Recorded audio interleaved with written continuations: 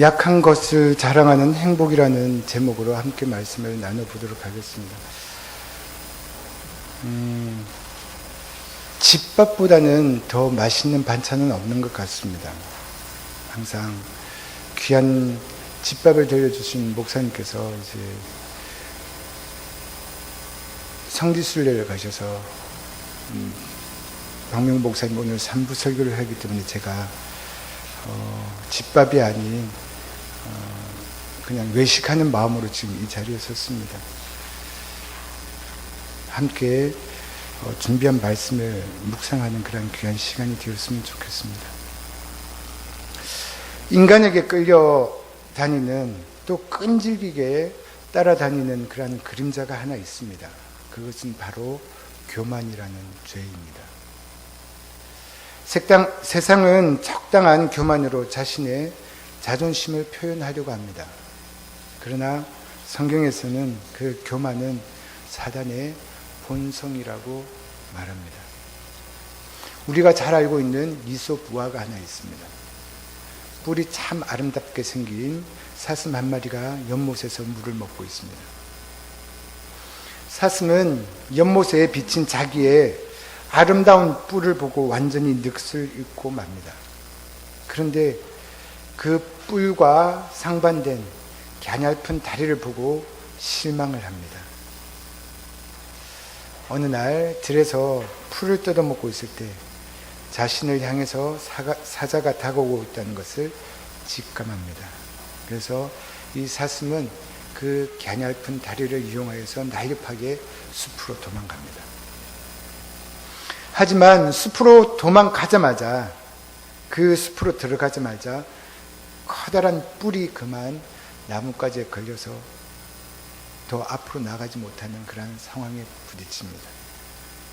뒤쫓아오던 사자는 뿔이 나뭇가지에 걸려 오도 가도 못하는 그 사슴을 덮칩니다. 결국 사자의 밥이 된 사슴은 죽어가면서 내가 부끄러워한 다리는 내 목숨을 구하여 주었는데 내가 그토록 자랑스러워했던 뿔이 나를 죽게 만드는구나 라는 생각을 했다는 그런 얘기가 있습니다. 그렇습니다. 사람은 고난 때문에 넘어지는 것보다 교만하여 넘어지는 경우가 더 많습니다. 그래서 어떤 경우에도 교만하지 말아야 합니다. 오늘 본문을 보면 위대한 사도였던 그 바울은 그 몸에 가시가 있었습니다.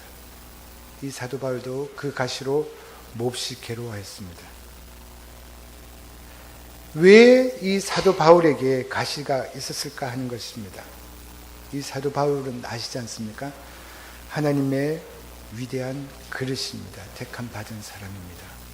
또 하나님의 놀라운 계시와 환상을 많이 본 사람입니다. 또 하나님의 손에 이끌려 셋째 하늘까지 올라가서 도저히 사람의 말로는 표현할 수 없는 그런 하나님의 영광을 직접 목도한 사람이기도 합니다. 그런데 그에게 가시가 있었던 것은 교만해지지 않기 위해서 하나님께서 육체의 가시, 사탄의 사자를 보내어서 괴롭혔던 것입니다. 바울은 이 가시가 자기 몸에서 떠나가기 위해서 3번이나 간절히 간구합니다. 그랬을 때 하나님께서 내 은혜가 내게 족하도다. 이는 내 능력이 약한 데서 온전하여 짐이니라 라고 말씀합니다. 그래서 바울은 오히려 그가 겪는 환난과 공고와 궁핍과 고난을 기뻐했다고 말씀하고 있습니다. 성경을 연구하는 많은 학자들은 바울의 가시를 간질로 봅니다. 한번 생각해 보십시오. 이렇게 설교를 하다가 갑자기 간질로 인해서 자리에 넘어집니다. 그런데 그런 몸으로 또 선교도 하라고 합니다. 왜요? 약할 그때에 하나님의 은혜가 더 강하게 임하기 때문입니다. 그래서 오히려 약함을 자랑했다고 말하는 것입니다. 우리의 인생살이에도 항상 가시가 따라다닙니다. 크고 작은 가시 없는 사람이 어디 있겠습니까? 인생을 살아가면서 가시나 웅건키도 체험하지 않았다는 사람은 아마 하나도 없을 것입니다. 우리는 그 가시에 찔리고 피를 흘린 경험이 아마 다 있을 것입니다. 그러나 지나고 놓고 보니 이 가시는 우리 인생에서 나쁜 것보다는 좋은 것들을 더 많이 제공해 주었다는 것을 알게 됩니다. 그렇지만 그 가시가 힘들고 고통스러운 것은 사실입니다. 그 가시로 인해 힘들었던 것은 사실입니다. 그러나 그 가시로 인해서 사람이 만들어집니다. 가시 때문에 어려운 사람들이 눈과 마음에 들어옵니다. 또 그들을 도울 수 있는 주님의 마음을 품게 됩니다. 오늘 우리에게 주신 이 말씀으로 하나님은 바울에게 왜 가시를 주셨는지 그 이유를 한번 알아보고자 합니다. 바울에게 주신 말씀이기도 하지만 우리에게도 말씀하시는 것이라고 생각합니다. 첫째는 바울에게 가시를 주신 이유가 자만하지 않게 하려는 것이라고 말씀합니다. 7절에서 말하는 자만이라는 것은 또 다른 표현으로 우쭐거리는 것이라고도 표현할 수 있습니다. 이 우쭐거리는 것을 또 다른 말로 표현하자면 교만이라고도 합니다. 성경에서는 교만은 패망의 앞잡이라고 잠언 16장에 분명히 말씀하고 있습니다. 결국 자만하고 교만하면 망하는 지름길이라는 것입니다. 오늘 본문 7절에는 이렇게 말씀하십니다. 우리말 성경입니다. 제가 읽어드리겠습니다. 그리고 내가 받은 계시가 너무나 크고 놀라운 것이기 때문에 하나님은 내가 너무 교만해질까 봐 내 몸에 가시 같은 병을 주셨습니다. 이것은 내가 교만하지 않도록 나를 괴롭히는 사탄의 사자입니다. 사도 바울은 다른 사람이 경험할 수 없는 영적인 경험을 너무 많이 했습니다. 천국도 3번이나 다녀왔습니다.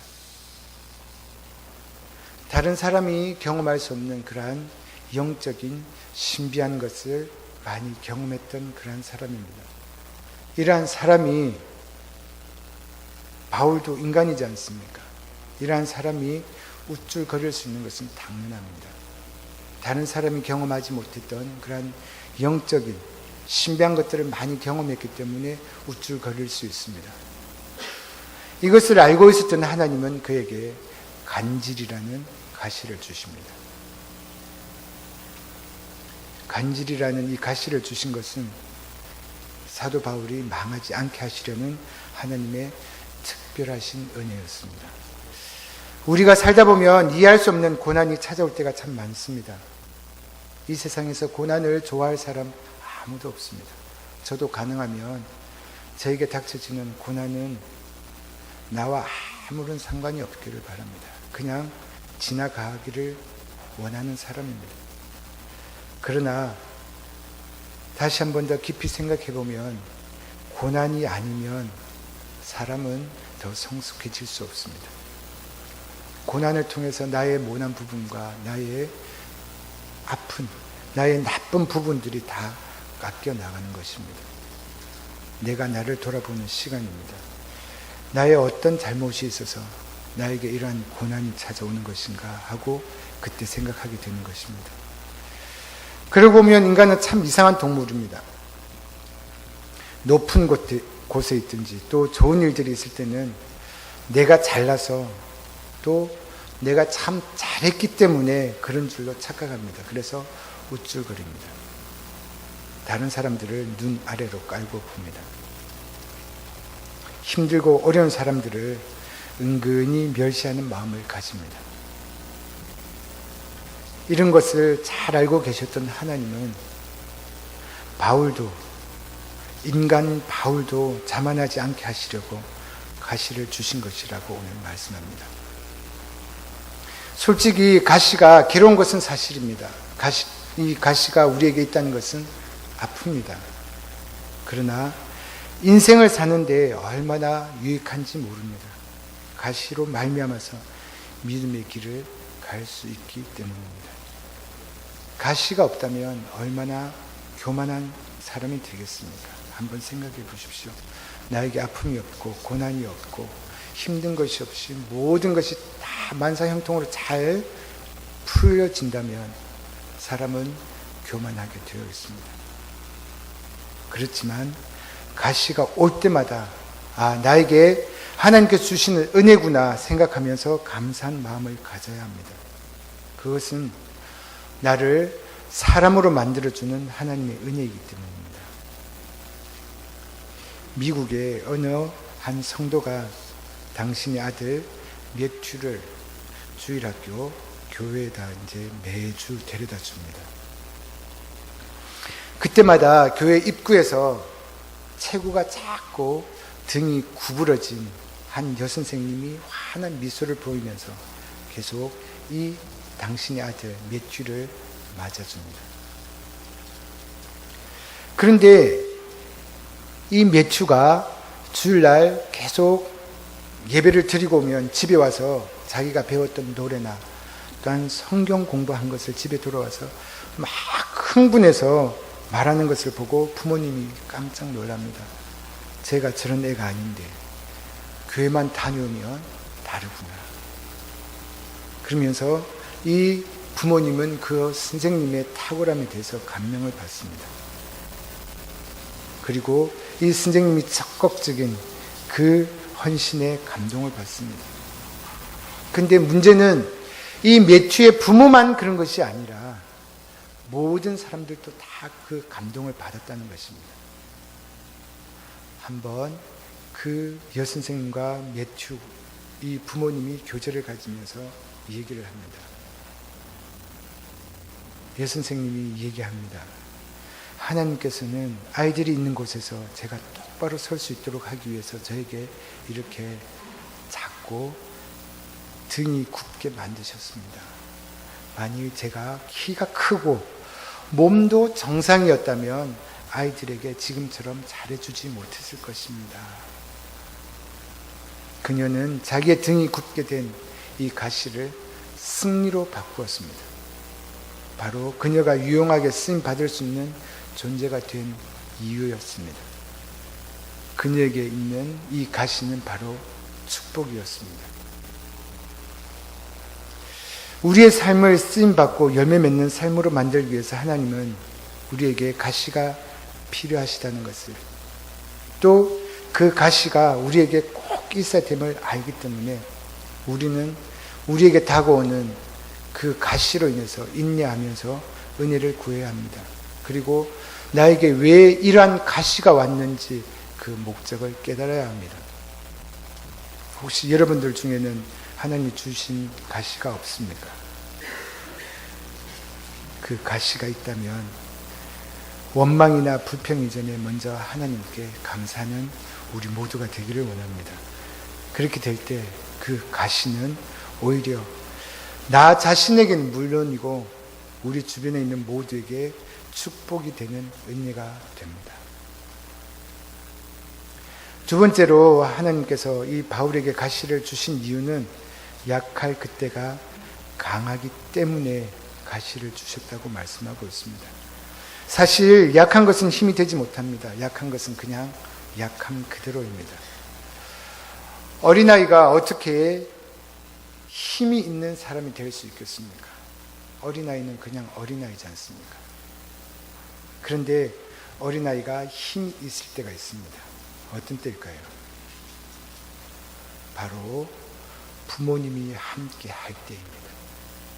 부모님이 함께 하면 이 아이는 겁나는 거 없습니다. 약함이 강함이 됩니다. 오늘 9절은 이렇게 말씀하십니다. 그러나 주님께서는 내 은혜가 너에게 충분하다. 내 능력은 약한 데서 완전해진다. 라고 말씀하셨습니다. 그러므로 나는 나의 약한 것을 더욱 기쁜 마음으로 자랑하여 그리스도의 능력이 나에게 머물러 있도록 하겠습니다. 그래서 나는 그리스도를 위해서 약해지고 모욕을 당하고 가난하며 핍박과 괴로움 받는 것을 기뻐하고 있습니다.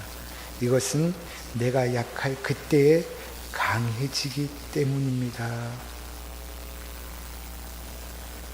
사도 바울은 자신의 가시 때문에 3번이나 기도했지 않습니까? 근데 하나님의 응답은 늘 한 가지였습니다. 내 은혜가 너에게 충분하다. 내 능력은 약한 데서 완전해진다 하는 것입니다. 그러면서 네가 약하기 때문에 내가 너와 함께 하는 것이다 라고 말씀하십니다. 만약에 네가 강하다면 너는 너의 힘으로 너 인생을 살아간다고 생각할 것이지만 네가 약하기 때문에 내가 너와 함께 항상 모든 일을 한다고 그런 말입니다. 역설적이지만 약한 것이 얼마나 큰 은혜인지 알아야 된다는 것입니다. 약한 것이 능력입니다. 약한 것이 하나님과 동행하는 비결입니다. 그렇기 때문에 정말 강한 사람이 되기를 원한다면, 우리가 이 세상을 살아가면서 강한 사람이 되기를 원한다면 항상 약한 사람이 되어야 한다는 것입니다. 약한 사람은 언제나 주님을 바라봅니다. 주님의 능력과 은혜만을 사모합니다. 약한 사람은 언제나 성령으로 충만한 사람입니다. 약한 것 같지만 능력 있는 사람이 되는 것입니다. 이러한 사람이, 약한 사람이 정말 힘 있는 사람입니다. 우리 하나님 아버지는 전능하십니다. 우주의 주인이십니다. 이 하나님만 바라본다면 하나님께서 우리의 모든 것들을 책임져 주실 것입니다. 중국에 워치만 리 목사님이 있었습니다. 많은 은혜를 받고 많은 책들을 저술하고요. 기독교계에 큰 영향을 미쳤던 그런 분입니다. 그런데 이분은 너무나 몸이 약해서 병원에 갔을 때 의사가 30대를 넘기지 못하고 죽을 것이라고 얘기합니다.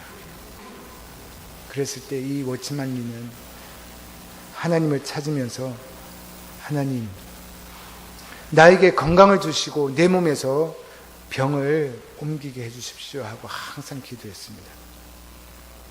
한 번은 잠을 자는데 꿈에 배를 타고 양자강을 올라가고 있습니다. 그런데 강 중앙에 큰 바위가 생겨서 배가 가지도 못하게 됩니다. 그래서 이 워치만 리가 기도합니다. 하나님, 이 배가 강을 거슬러 올라가게 저 바위를 치워주십시오 기도합니다. 그때 하나님의 큰 음성이, 워치만 리야, 이 돌을 옮겨주랴, 아니면 물 수위를 높여서 도 위로 배를 타고 건너가게 해주랴 하는 그 음성이 들립니다. 워치만 리가 가만히 생각해 보니 돌을 옮기는 것보다 강물이 불어서 그 바위 위로 배가 지나가는 것이 더 좋겠다는 생각이 듭니다. 그래서 하나님, 강물이 불어나서 배를 타고 그 바위 위로 지나가게 해주십시오 하고 기도합니다. 그랬더니 순식간에 물이 불어서 돌이 물 속에 감춰버립니다. 그래서 배는 지나가게 되었다는 것입니다. 그리고 나서 이 워치만 리는 꿈에서 깹니다.